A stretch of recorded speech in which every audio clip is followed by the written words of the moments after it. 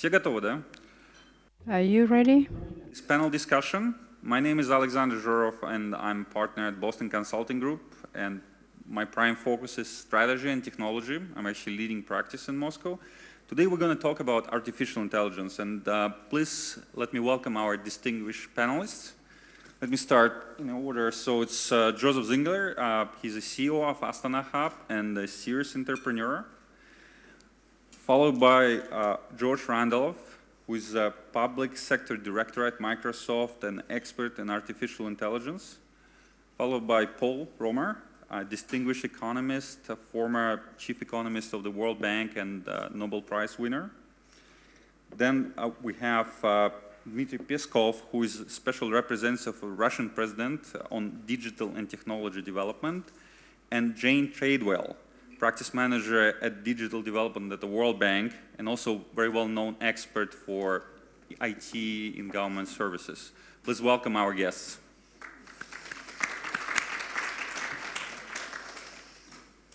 So, look, let's just make sure that translation works, and let's recap a little bit. But a quick show of hands, could you tell us who heard the term artificial intelligence or machine learning?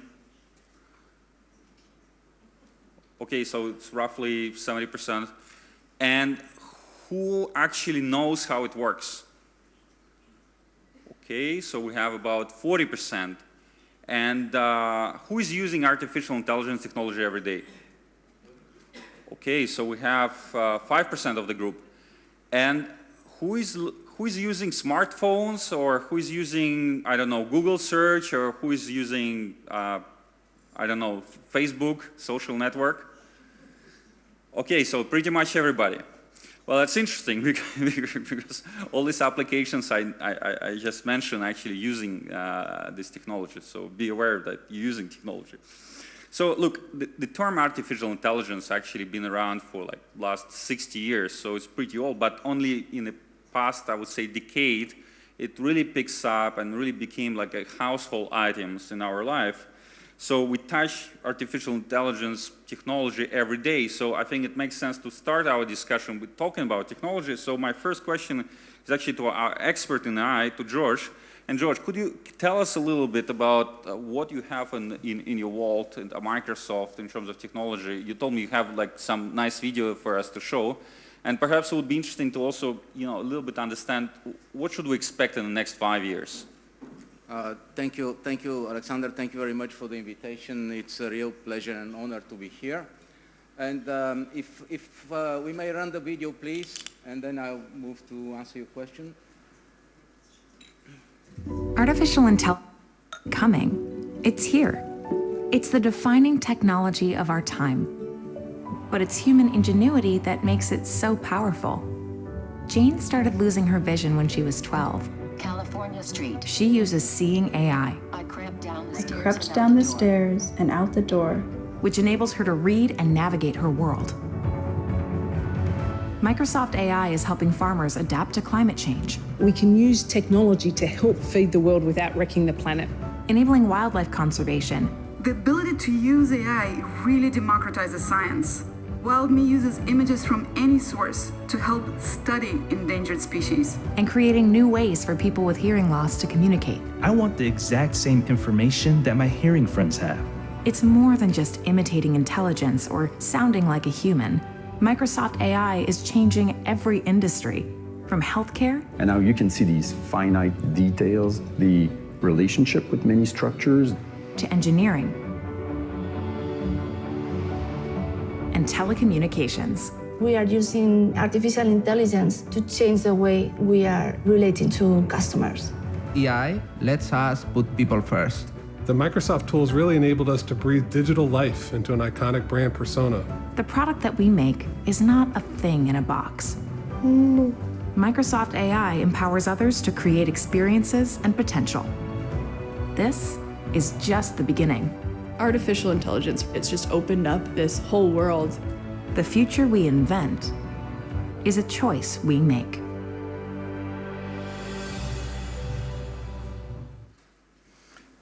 Thank you. So let me answer your question a little bit with a wider explanation So what's our vision as a company for artificial intelligence? And we work with customers, different organizations from different segments, and our focus is that they need to build a holistic artificial intelligence strategy.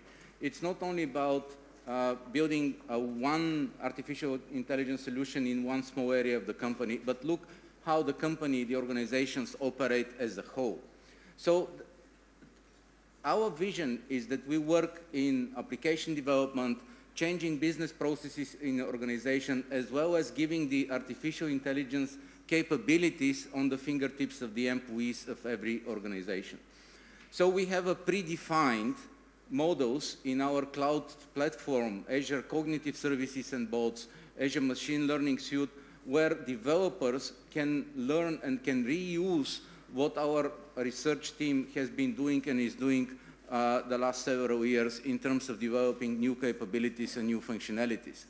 On the business process change, again, we are embedding artificial intelligence marketing, sales, field support, customer service, talent, where you can really use the platform and the pre-built models in our services in order to optimize the operations and business process in the organizations.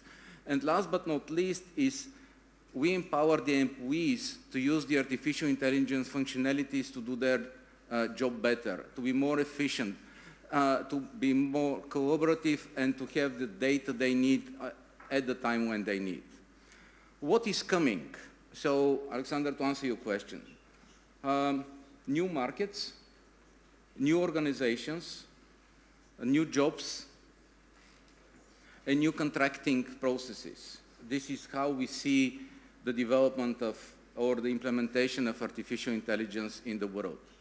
I want to ask, if I may, a question. How many of you have heard about digital twin? Very, very few, a couple of people. So digital twin is something that is coming now, and you can represent every physical facility like a company, like a factory, like organization into the digital world with artificial intelligence capabilities. And how many of you have heard about the enterprise brain? So enterprise brain is actually a concept where you can use undiscovered capabilities and data that resides in every organization, and nobody was able even to know about this data and information. So this is how you use the artificial intelligence in order to ensure that the organizational brain is working as a holistic model for the success of a certain organization.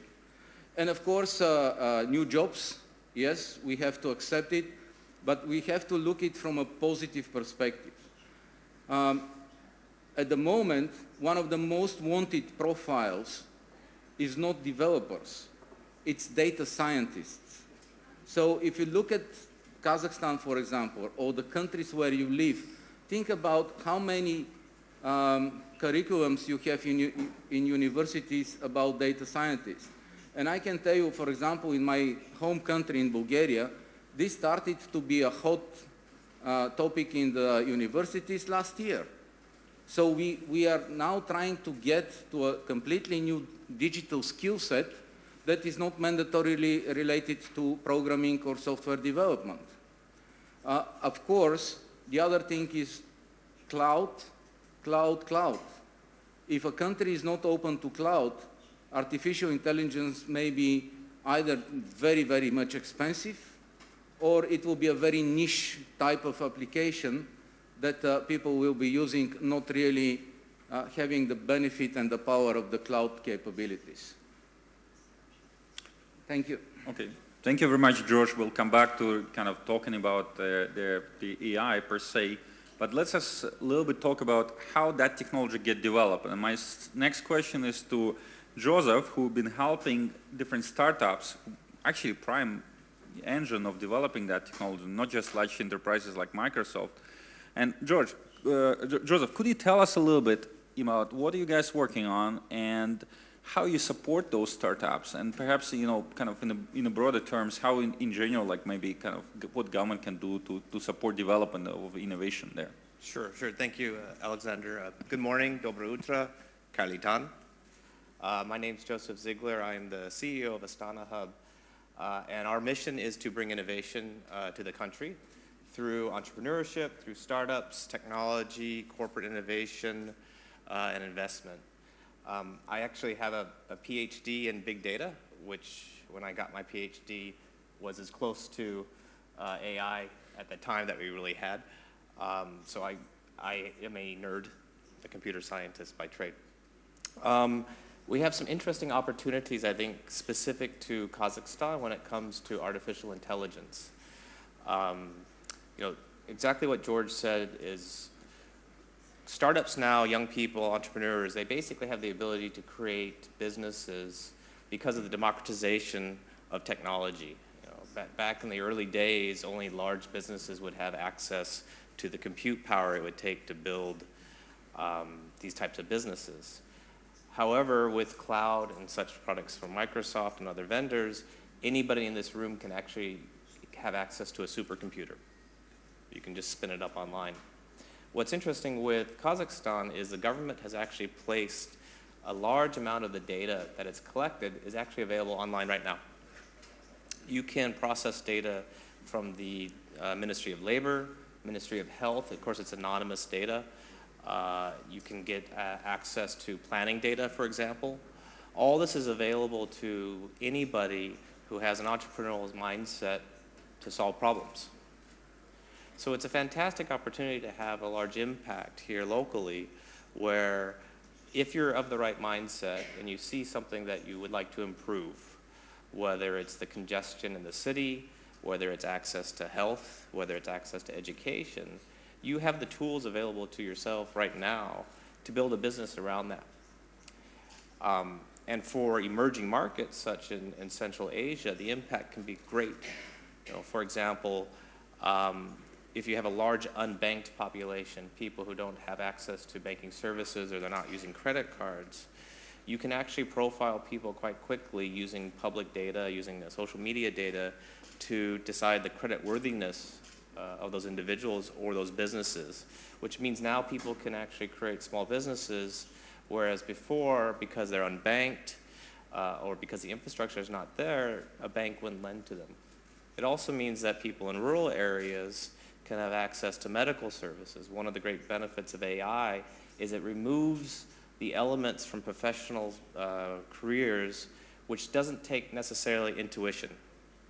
So a lot of what doctors do, for example, whether it's diagnosing a problem, for example, or whether it's doing kind of the first run of meeting with a patient, or if it's coming with the administrative procedures, AI is quite suitable to do these types of services, which means that one doctor can do actually a lot more, or a doctor can specialize kind of higher up on the chain, which means more people can have access to medical care if you have a lack of medical care professionals.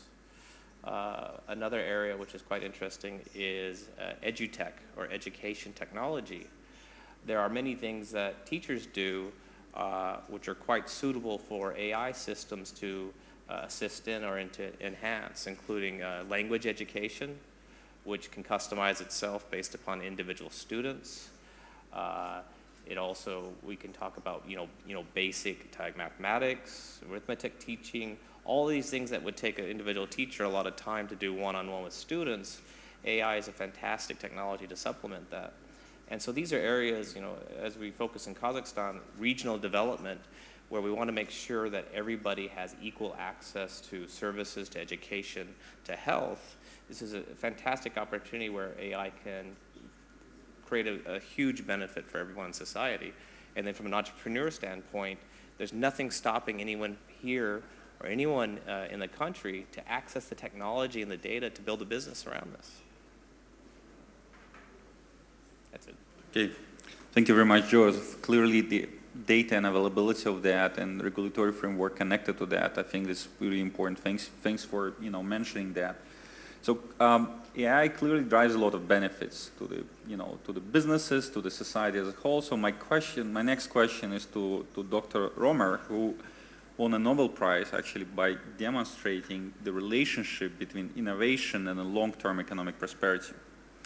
So Paul, could you qualify the potential impact of introduction of AI technology to the world economy as a whole, but also how it impacts the particular aspects of the economy, like a labor market? So, discovery of how to do things differently, more efficiently, is the driving force in human progress. If you look back 100 years, 1,000 years, 10,000 years, and try and understand why we live longer, why we can do many more things, connect with each other, communicate, pursue different kinds of careers, interests. Discovery of better ways, more efficient ways to do things drives all of this improvement. So this is the thing that should give us hope, and we need to embrace it and work with it. Now, the second point is that this process of discovery always creates some negative side effects. In many cases, discovering a new technology creates possibilities, some of which are much better than what we have, some of which are worse. So a critical part of exploiting progress is opening up new possibilities and then figuring out how to trim the lower tail, the bad stuff. Just avoid the bad stuff, get the good stuff. That's the way to keep moving steadily forward. So an example I think I mentioned yesterday is urbanization.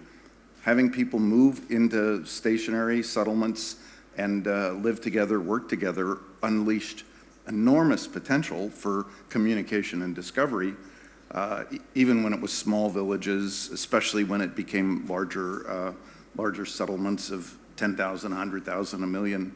But cities made people sick when we first moved into them because the density led to problems with public health.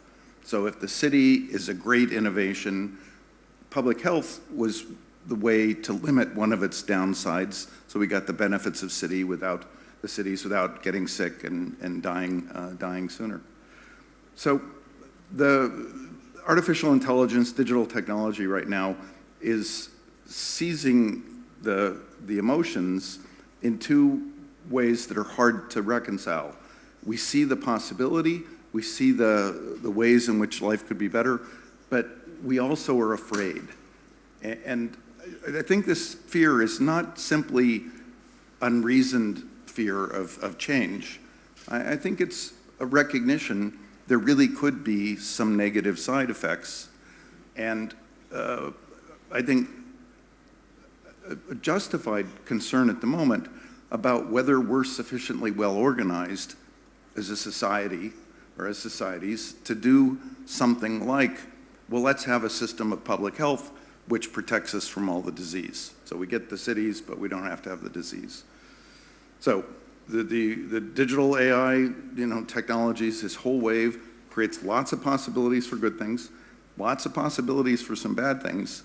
And if we can act collectively through our governments, we'll avoid the bad things, we'll get the good things, and it will be good.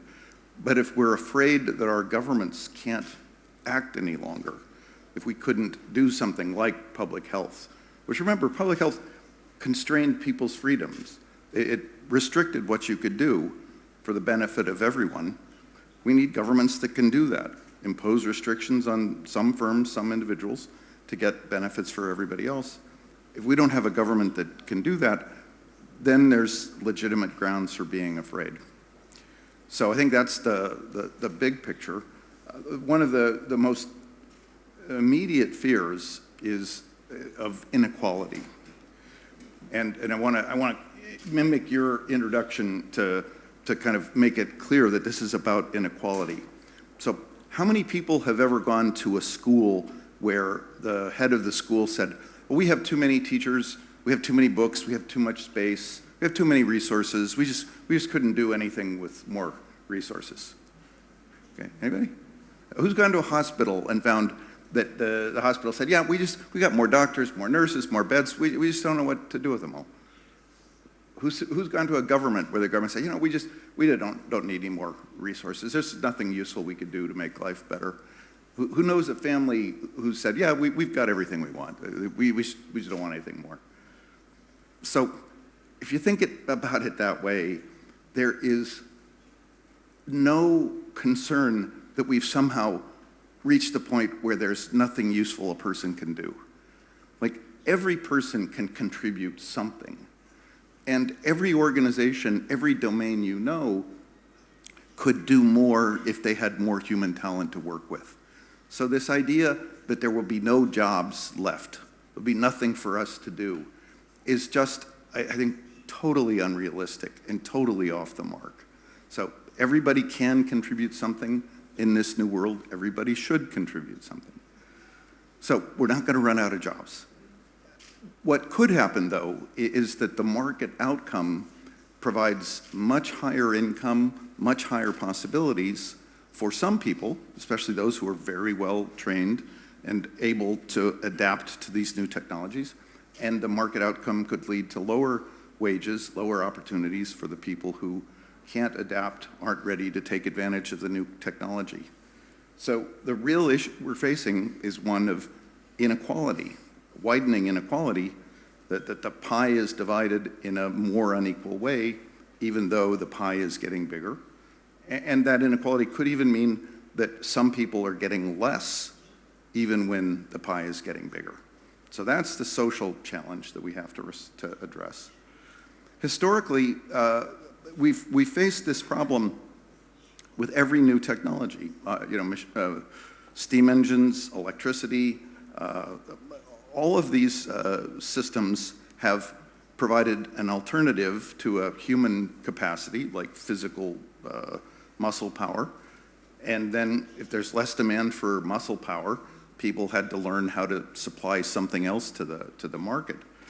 The way we've successfully dealt with this for more than a century has been to increase the human capital, the skills that people have, so that with these new skills, they have something more valuable to contribute in the new economy. So a shift away from, for example, from muscle power to eye-hand recognition to manipulation, then into cognitive skills and decision-making.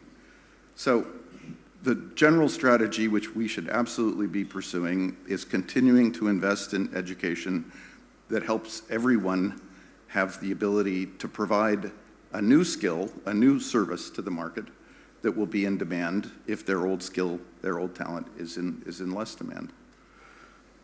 The final thing I think that is somewhat new is that we need to start thinking of skill being something people acquire not just in school, but also at work. I had a slogan I used at the World Bank, which is, work is school. We really need to start thinking about work as being like school. So that one of the things that should tell you is, just as there's some schools that are good at raising skills for students and some that are bad, there are jobs that are good at opening up new possibilities for people. There are jobs that are bad at this. So what's important as a society to try and increase the number of jobs where people are actually learning on the job. A second point is that as a society, we don't let a family say, our children are not going to go to school. We just don't think it's a good idea. You know, we say by law, your children have to go to school. Everybody's children have to go to school, because that's how we're going to create a better society. I think in the same way, we should be almost that insistent about engagement in work. So everybody can contribute something, but everybody should contribute something. Because when people disconnect from work, when they often disconnect from other social interaction, whatever skills they have will go away. They'll atrophy. So we can't accept market outcomes where large numbers of young people leave school and then are unemployed for long periods of time. We can't accept an outcome where large numbers of people get discouraged about even trying to participate in the market, and just give up. So And we can't accept that, not only because we lose what they could contribute, the production that they could offer, the value they could create, but we lose for society and for them the chance for them to keep learning and growing as individuals. So if we focus on the principles that everybody can contribute something, everybody should contribute something, and that part of contributing is not just immediate services and benefits, but new skills and new possibilities, and continue to make the kinds of investments we've made in schools in the past, I think we can continue to get benefits for everyone from the new technologies, just as we have in the past. And so to close my comments, to be very specific, there is a proposal that, at least in the United States, people refer to as universal basic income. The rough rationale is something like this. The robots are coming, there will be nothing for a lot of stupid people to do, so let's give them money, put them out to pasture, because they'll never do anything useful, and that will solve the stresses in our society. As you could probably tell, I'm not a supporter of that response. I think instead we should be thinking about what does it take to make sure they're still engaged and productive learning. If that's a wage subsidy for certain kinds of jobs, if that's a mandate to pursue work, if it's national service, whatever it is, that's the right kind of response that helps everyone and builds a better society. This idea of just writing people checks and giving up on them, I think, would be a disaster. Thank you very much, Paul. Let me ask a quick follow-up question to basically just to illustrate the scale of the change we're about to hit. I mean, look, if I look at a couple of specific jobs which will be impacted, and let me start with like truck driving or taxi driving, that's 8 to 10% of the labor market. People who are doing accounting or kind of basic analytics, like 5% of the market, labor market in some countries. I mean, even, I don't know, like a radiologist in a hospital or translators. So a lot of their jobs will be impacted. So I think the magnitude of change is tremendous. So, did you do any, any quantification, any evaluation in terms of what kind of shift we're talking for the labor market? What's a rough GDP impact? I think I want to make sure that the audience actually gets the scale of it. There's an approach to this problem which involves counting jobs. And the people who do this are serious people. So I don't want to be too critical, but I find that kind of leads us down a blind alley mentally. And it's kind of an alley that political discourse often goes into. We created so many jobs, or this will destroy so many jobs. The more flexible and I think helpful way to think about jobs is it's like the demand curve. There's a demand for different kinds of, say, skills that people could provide. Think of the demand of carpenters, okay? The lower the price of carpenters, the more carpenters the market will use. So instead of thinking of a fixed number, it really depends on the price. Suppose you have a very large supply of carpenters, and suddenly a robot carpenter that can serve as an alternative to the existing carpenters in doing construction. As a society, we can still decide, well, let's subsidize the human carpenters. Let's tax or discourage, not subsidize the robot carpenters. So instead of thinking of like jobs as these just things that are just unitary and we have little control over, we have a control over, through the price and the ways that we can adjust prices, we have a huge control over the numbers of jobs. So I'm just not very comfortable about this idea about how many jobs will be destroyed.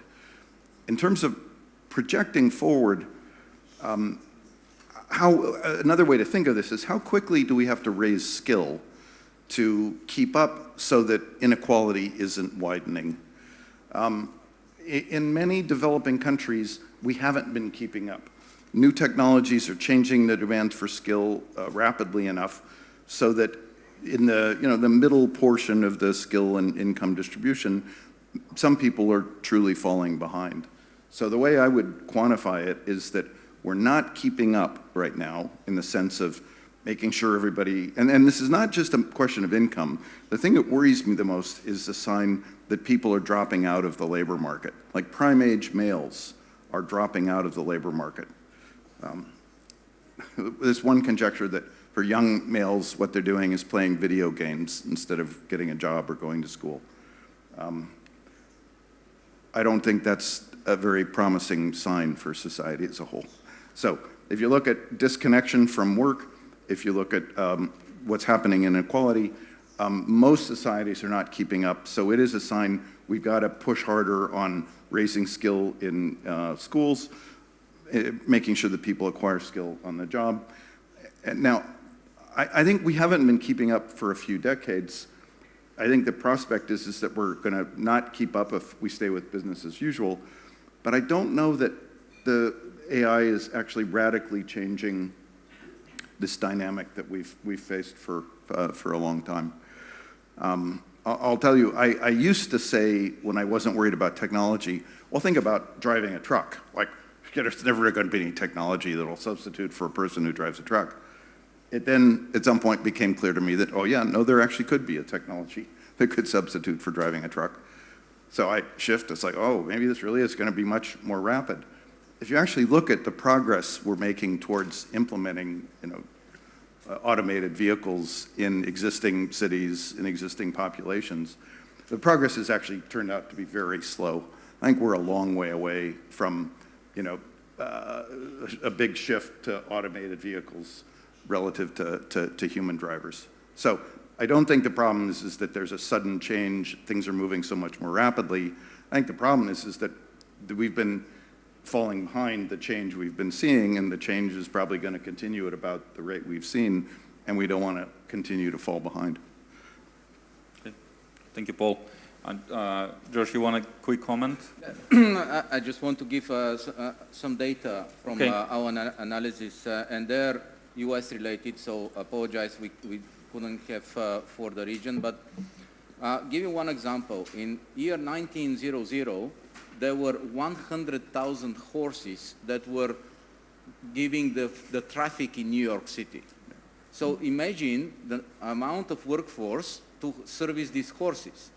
25 years later, there were 0 horses when the cars were already on the streets of New York. So for 25 years, there was a huge transformation of the workforce in New York from people taking care about the horses to people taking care about the cars, the engines, and all the services around that. There was a study done, some statistics. In US, the job losses between 2000 and 2015 were the following. In production, there was minus 27%, office and admin minus 5%, construction and extraction minus 11%.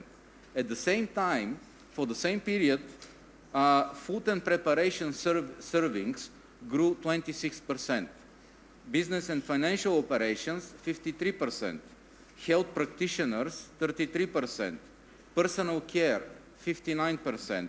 Education, training, and library, 15%. Computing and maths, 37%.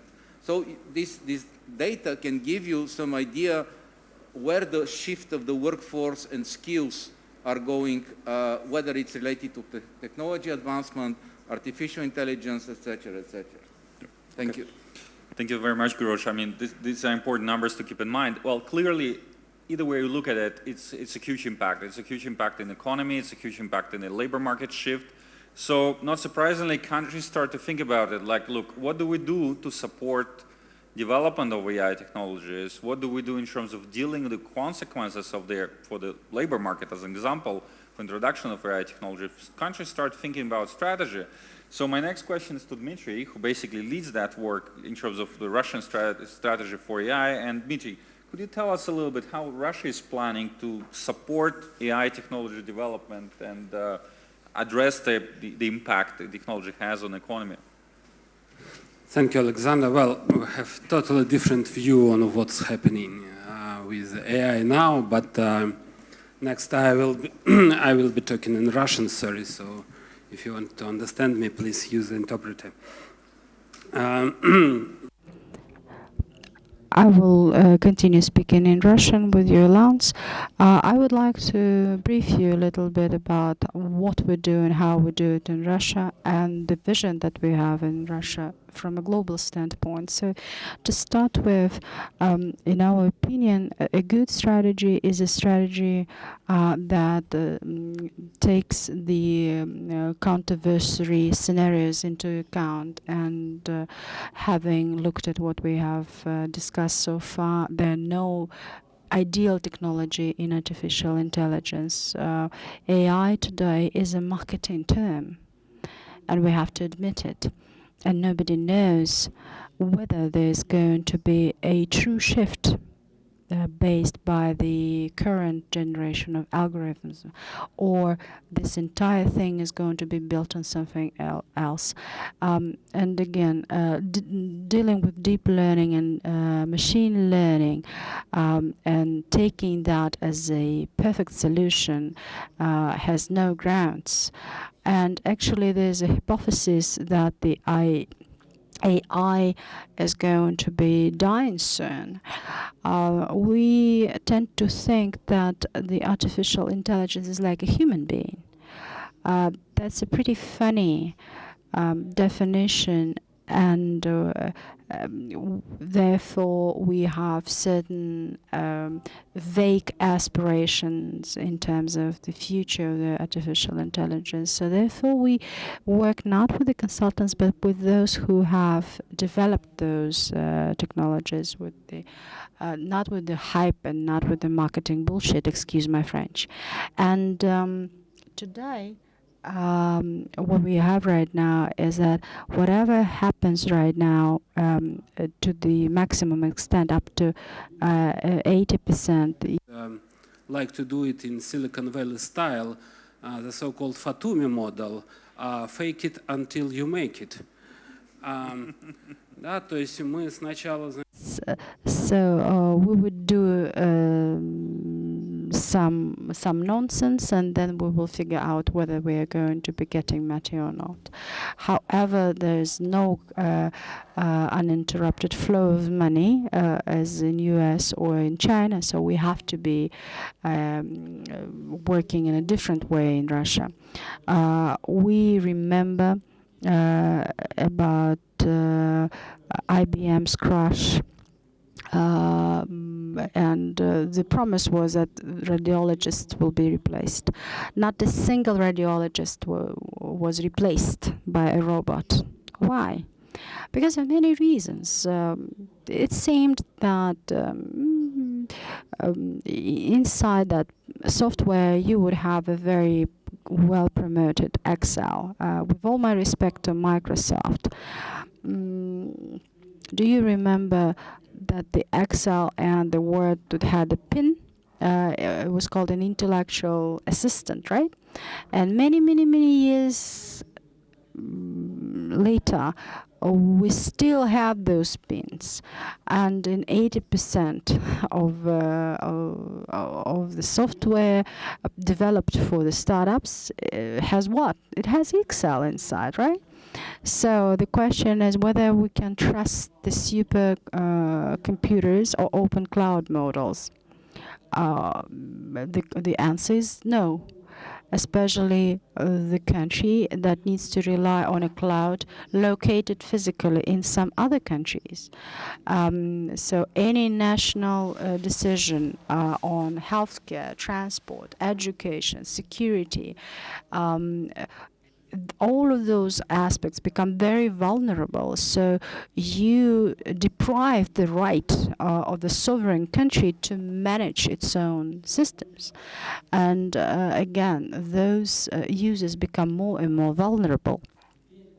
So that's my first point. The second point I would like to make, and the next thing is the concerns, the morality, the state governance and safety. Paul mentioned about a pretty dangerous thing, and when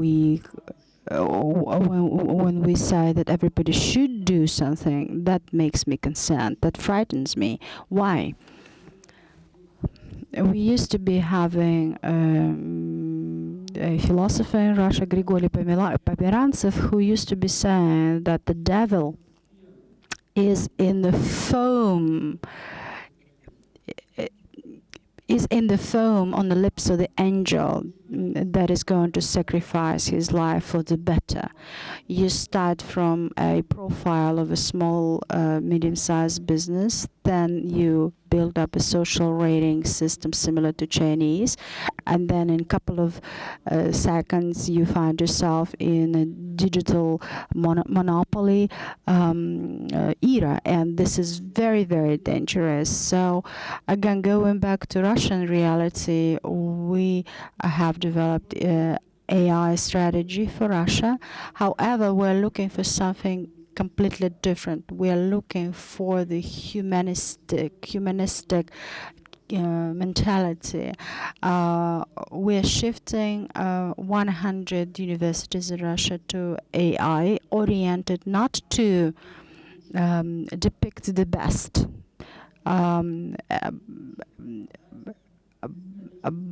but to give them a continuous second chance. If the person fails to do something, there's a chance to try something else, and the system is going to be discovering what type of chances the person is going to get in the future. So again, this is the approach that we have established. If you look at the AI, Russia is missing. Russia is not there.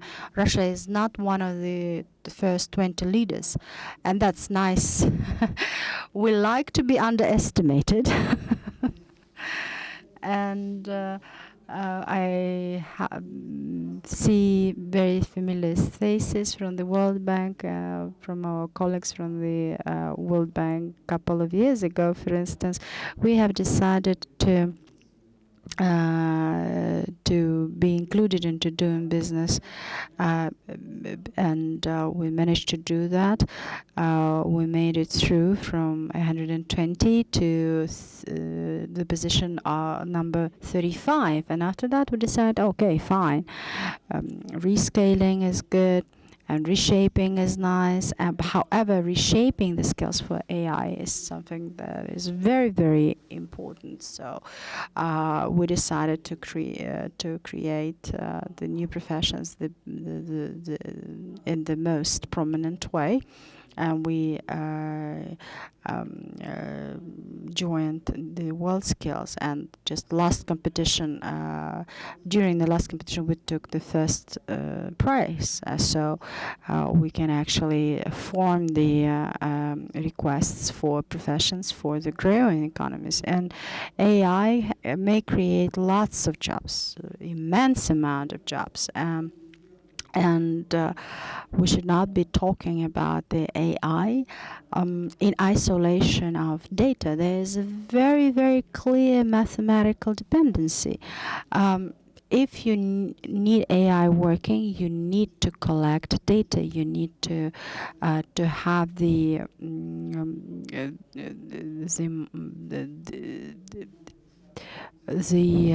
points in order to help you collect those data. And those collectors, they don't need to have higher education. The vocational training is enough. Our Kazakh colleagues are well aware about the fact how this data collection used to be working back in Soviet Union. And Kosygin, who used to be prime minister from Soviet Union from back in 1970s, is laughing at us right now, because from the heaven, because there's some very funny skills, very high level skills, even for the security officers, for instance. And AI should not be compensating a lack of cognitive skills and disability to make decisions. And we have to understand that it is an ideal picture that university professors put together. However, shared economy is something that suggest the human being to be an active player in terms of decision making. However, for instance, you need to make a request for Mercedes, and you should not be just even touching the driving wheel, the steering wheel. All you need to do is just to put the software on. However, the virtual reality is not a game. It is the reality. Actually, there could be a total reality where you would create immense amount of jobs. So again, if you deal with it deeply, so again, once again, the economy of AI today is a hype. Nobody knows about what's going to be happening in the future, and upon the merge of the virtual and physical world, we might need to deal with microbiome and use algorithms and the new areas of mathematics. In this regard, we are pretty okay. Everything seems to be pretty nicely in Russia in terms of mathematical researches. Two things. First, the best sign of respect that anyone can show is to disagree. So thank you for disagreeing. But let me undermine your disagreement and say we actually agree. It is a scary thing, and it should be a worrisome thing to hear someone say, like I did, everybody should contribute something. But in fact, we've come to terms with that when we think about mandatory schooling. Societies have decided it's appropriate for our governments to say every child should go to primary school, then secondary school.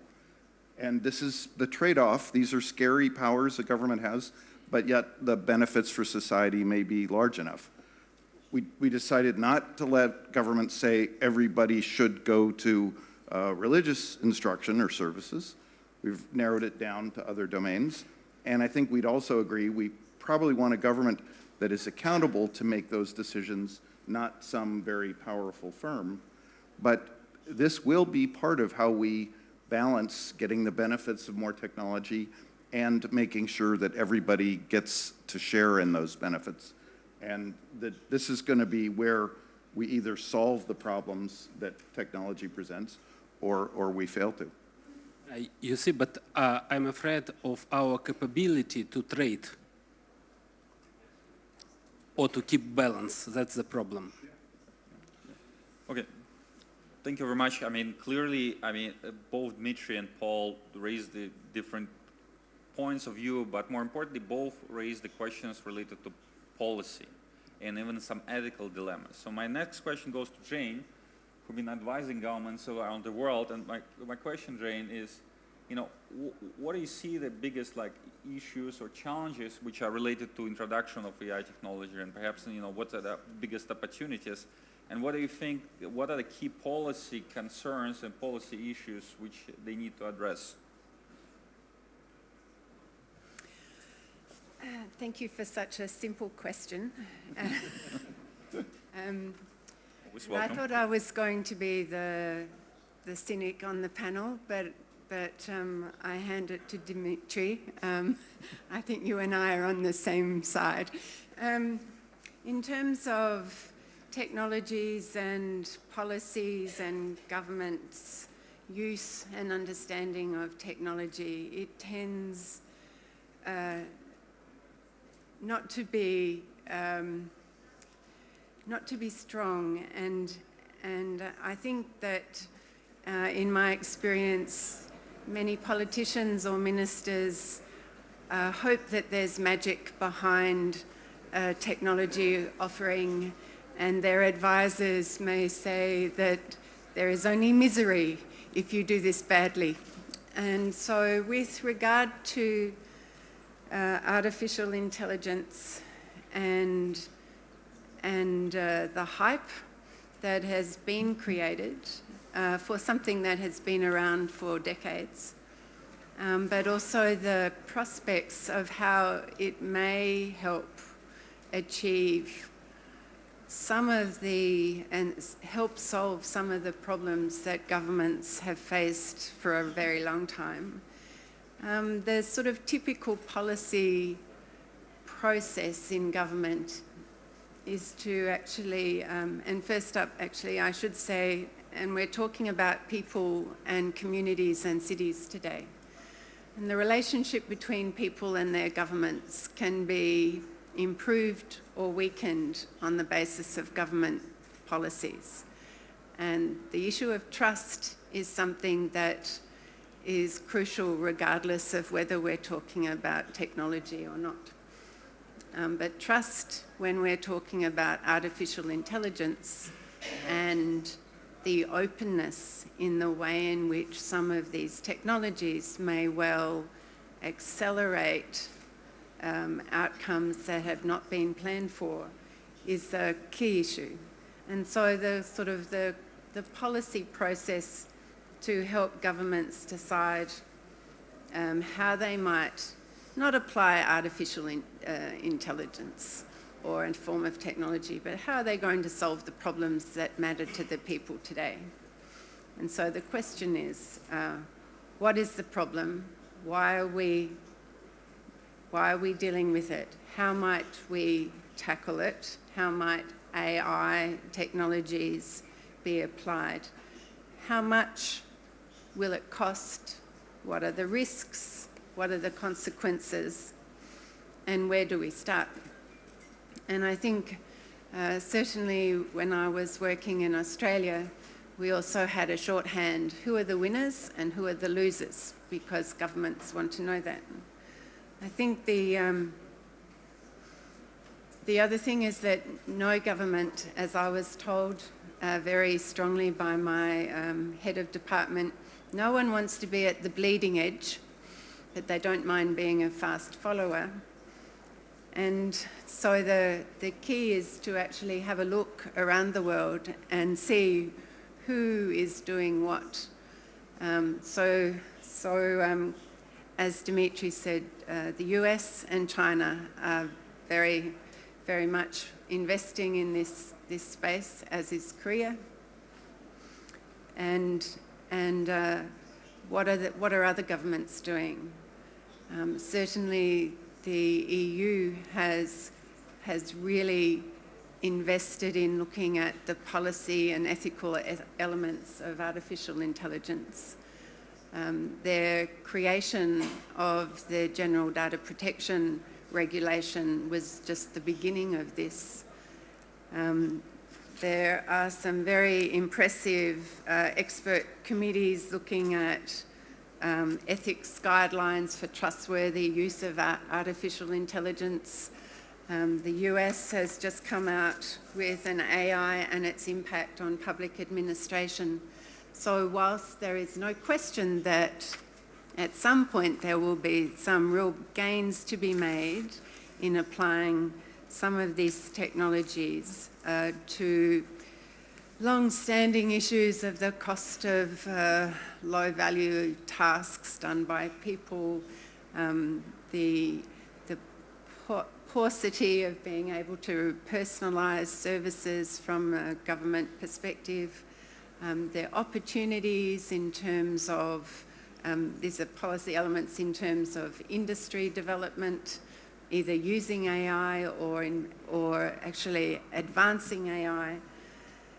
But, you know, starting with what are the social and economic impacts likely, and what is the ethical and legal dimensions of applying this, where it may well be that these are the processes that governments have been wanting to do, but they're getting a bit of a real push in terms of opportunities to deliver that. And this is done in a way where we're making assumptions about the quality of the data that might be feeding these engines of algorithms. So the other piece of advice to governments is actually, what's the quality of your data like that you would be feeding these algorithms and these engines? Because artificial intelligence, as we used to say even before AI was in, if you have rubbish data, rubbish in gives you rubbish out, just gives you a lot of it much faster. And another one that we used to say in Australia was, you want it badly, you'll get it badly. So some of the hype around artificial intelligence actually requires that governments look at creating not just a national AI strategy or framework, but looks at the fundamental data strategy that it has in place, how it invests in data quality, where that data sits, how it will be stored, to what degree it is open, because open data is, again, a sort of a key component of AI, especially if you're going to be stimulating the entrepreneurs to actually take advantage of access to information. And that national data strategy is not just about the data, but as I think Paul and others in the panel have mentioned, the talent that you have to actually know about how to look after that data, how to use it, how to draw from it, and how does a government invest in the skill base and the talent that can actually use it and guide it is really crucial. So I think my approach is keep on asking questions. Don't be afraid for really dumb questions. The issues around which are the priority problems for governments and nations and jurisdictions, what are they trying to do, and how might an AI technology and any other technology be used to actually achieve the results is crucial. Having the people focus is essential, because AI is not an end in itself. And then looking at the fundamentals about the winners, the losers, and the consequences. And the issue about economic and social impacts, having worked as the Deputy CEO in Australia of Centrelink, which was a one-stop shop, but it was also the social protection system, we dealt with a lot of people that were dislodged from jobs, not from AI, but the structural change of industry people did lose livelihoods and jobs. They couldn't necessarily be retrained into becoming data scientists. But over time, there would be new jobs that others would pick up. So there is always going to be some of these losers, I think, that society needs to deal with, as well as train up the children in kindergarten to be able to code, to solve problems, to be creative, and to anticipate how AI will actually impact their world. Thank you. Thank you very much, Jane. Very, very interesting indeed. Paul, you wanted to quickly comment, or? Jane mentioned something that is very important to remember. The focus on cities here is very relevant. Some of you may have noticed that San Francisco has adopted some new law about facial recognition. I don't know what it is. Even if I knew what the law is, I wouldn't know if it's a good idea or not. But I'm glad they're doing it, because they're doing something different. And we could encourage a lot of different things to be tried in different cities, and some of them may turn out to be helpful. Those of you who are engineers know that there's this warning about premature optimization. What we need to worry about at the policy level is premature harmonization. You know, if we don't know what's the right thing to do, we shouldn't harmonize what we're doing. So I think you could experiment with many different ways to adjust how this works out. On my proposal that, you know, maybe the government says you can't just stay at home if you're a prime age young person and play video games. If you're not in school, if you're not in a job, you'll pay a high tax or you're going to get drafted. You know, maybe some cities could try something like this. If people don't like it, they'll move away. So the competition between cities gives us a chance for both experimentation and a margin of adjustment if people really don't like what they're exposed to, and so that the cities could really be the drivers of what will emerge as a useful policy response. Okay, thank you very much, Paul. I think Jane wanted to. Can I, sorry, look, we'll have time a little bit to discuss, right? What I want to do now, I want to do a very quick blitz, basically like 10 seconds answer, you know, and my first question is, given what we discussed, right, you know, do governments around the world need to make a serious effort to promote development of AI technology and promote or take care of implementation of that and the consequences of that? Really 10 seconds answer from everybody. Joseph? Well, I think certain governments are going to have the ability to actually contribute to the R&D of AI. Those governments are going to be of a certain size, like, such as the US and China. But for emerging markets, I think what we're looking at is the implementation of AI solutions based upon the lowering of cost of access to AI technology. Okay. Yes, my answer is yes, Alexander, and I want to support the statement that data is a key factor. That's my second question, Yeah, what to do? I mean, we may have the best AI solution and enjoy, I mean, bots or assistant, etc. But if the data are wrong, we'll be enjoying our wrong results with a higher confidence. Okay. So I guess we need to modify the question is like, you know, is it should they, and if yes, then one most important thing they should do, since we start to answer this way anyway.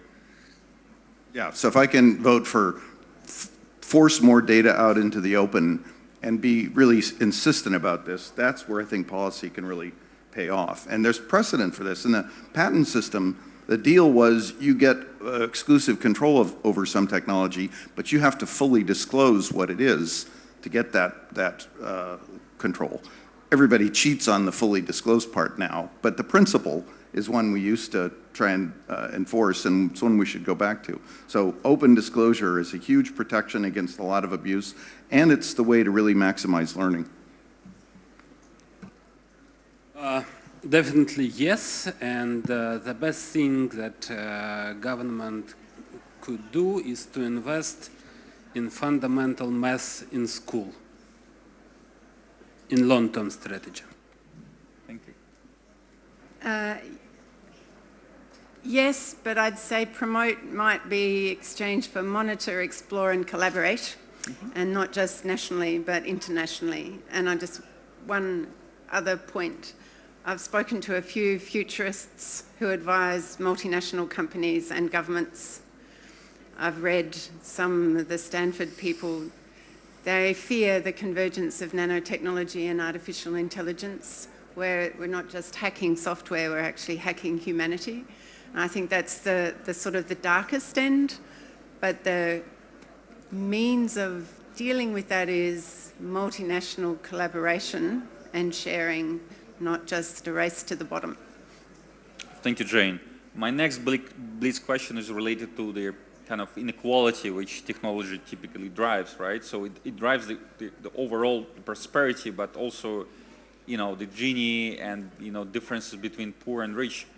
And there's a connected issue, which is education. So my next question is, what do you believe the country should do in terms of the education to address those issues? And let's start with you, Jane. Let's go backwards. I might just deal with one of the target groups for education, which is the decision makers now. Not just of educational institutions, but decision makers of companies and within government. And the sort of understanding enough to know to ask more questions is crucial, rather than thinking of going to a toy store and buying a gadget. And I think getting behind the sort of the nature of the sort of magic is crucial. And one of the vice presidents in the bank has recently done an artificial intelligence MOOC, and this is good to actually be more informed about the prospects. Now I'll hand to the rest of the lifelong continuum to the rest of the panels. Thank you, Jane. Well, I think that for most countries in the world, if they want to have a chance in this AI and data-based economy, they won't deal with multinational corporations and should invest in open source based solutions in order to have a new generation of young, talented people in their own national-based companies who are able to create their own products and not just the use the shaped solutions they couldn't control. I think there's a lot of room for our educational institutions to improve. There may still be room for us to increase the number of years that people spend in education. I think pushing hard on both of those should be a high priority for the government. But we should not forget the power of learning on the job, even as we focus on the jobs where the only thing you get is skill and no wage. I think the question related to education may have three sides. First one is what actually kids learn in the schools and universities.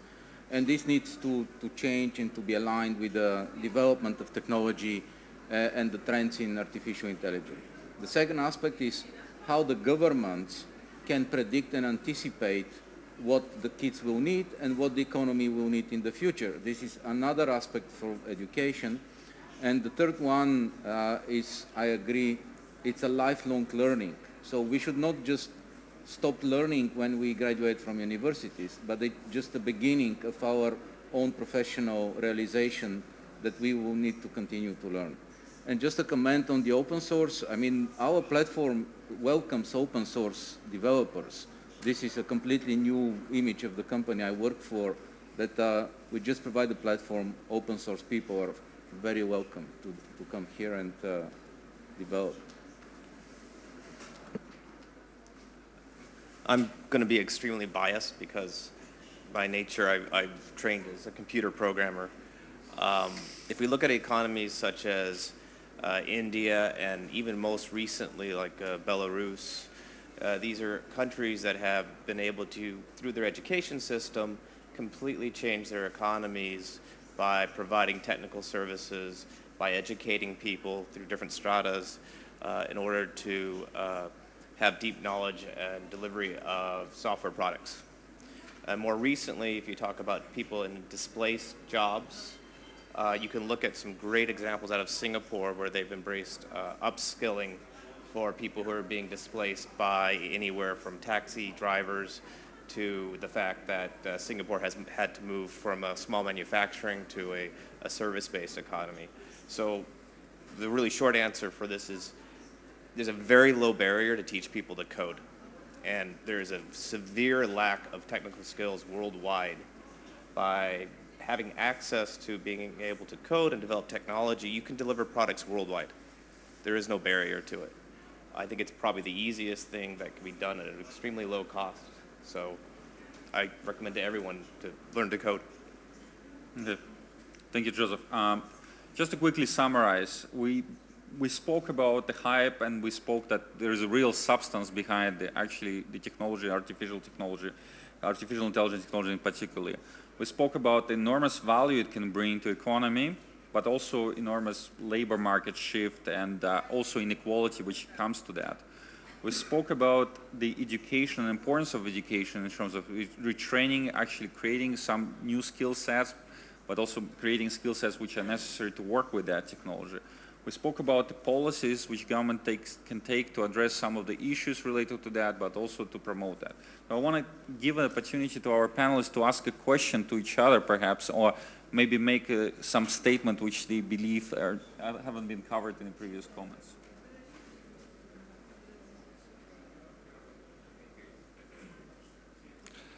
Say it again? No, look, I mean, what I'm saying is there anything we forgot, or I want to give opportunity to make a comment or ask a question? Paul? So I'd be curious, and I'm not even sure what my answer is, but I'll come up with one. What do other people think is the year where let's be specific. In European cities, more than 50% of the vehicles are fully autonomous. How soon do we get to that 50% cutoff? European cities, of all cities, because it's just great difference. Yeah, just pick European. Europe. Yeah. European. London. Well, Well, 2035. Okay. I'd bet longer. If you go to 2035, I'm going to go at like 2050. Oh, really? Well, I guess it depends, right? What do you call like fully autonomous and... Okay, great. Any other question? Anybody think it's sooner than 2035?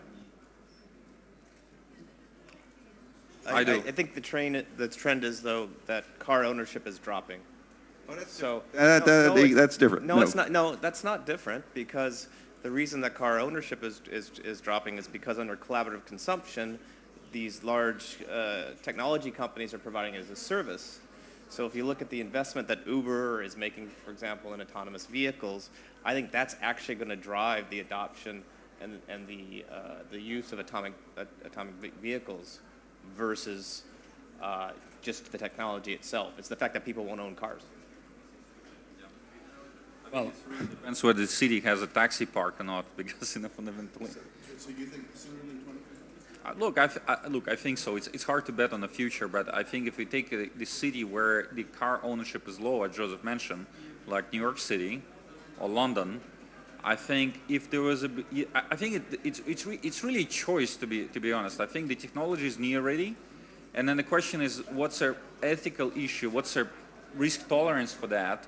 Because we do understand that, probably technology right now at the maturity level, which is actually superior to human driving on average.